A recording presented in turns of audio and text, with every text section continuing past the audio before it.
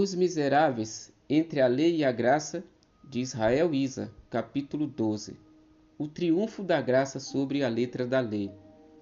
A história chega ao seu ponto mais intenso. A caçada final. A batalha silenciosa entre dois mundos, o da graça que transforma e o da lei que condena.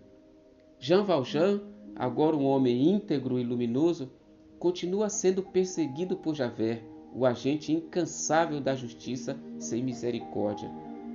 O que move Valjean não é o medo, mas o amor. E o que move Javert não é a justiça, mas o desespero de ver seu mundo binário desmoronar. Afinal, se o ladrão agora é um homem bom, onde está a verdade que ele jurou defender? Se o mal pode ser redimido, então toda a sua vida foi uma mentira.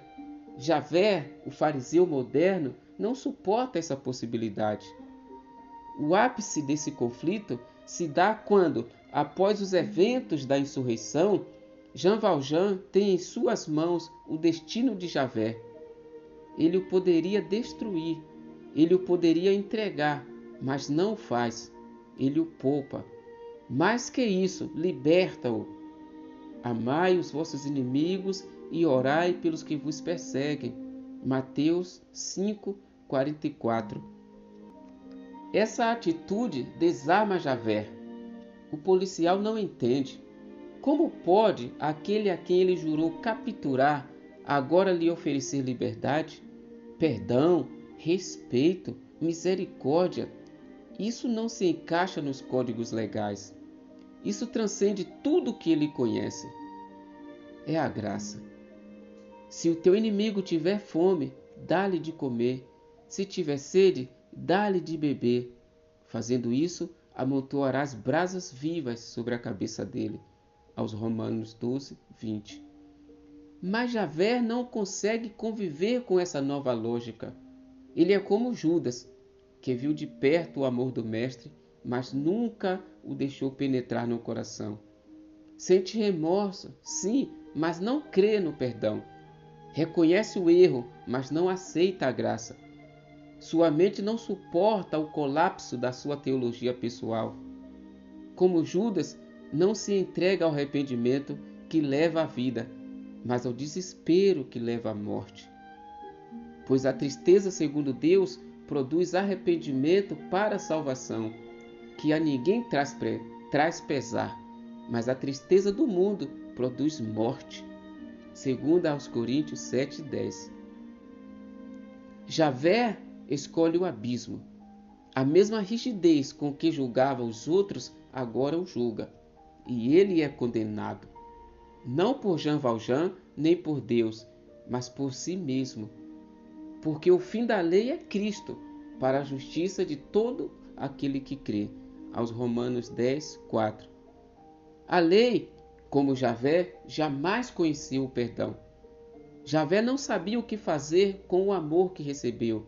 E então, como diz o apóstolo Paulo, a própria lei o matou.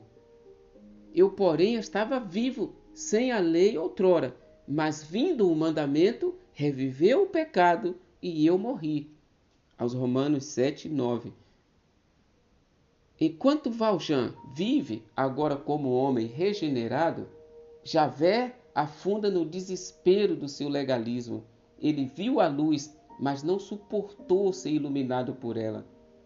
Porque a lei do Espírito da vida em Cristo Jesus te livrou da lei do pecado e da morte. Aos Romanos 8:2.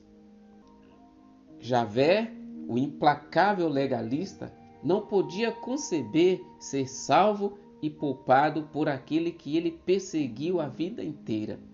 Então se atira e se afoga nas águas frias e turbulentas do rio Sena, frias como seu coração e turbulentas como a sua mente. E assim termina a trajetória de um homem que preferiu o jugo da lei à liberdade da graça. Javert, símbolo da religião sem coração, do zelo sem amor, da ortodoxia sem misericórdia. Enquanto isso, Jean Valjean, aquele que deveria ter sido destruído, permanece vivo, vivo e livre, não porque mereça, mas porque foi amado. O perdão o constrangeu, o amor o transformou, a graça o sustentou. Onde abundou o pecado, superabundou a graça. Aos Romanos 5, 20.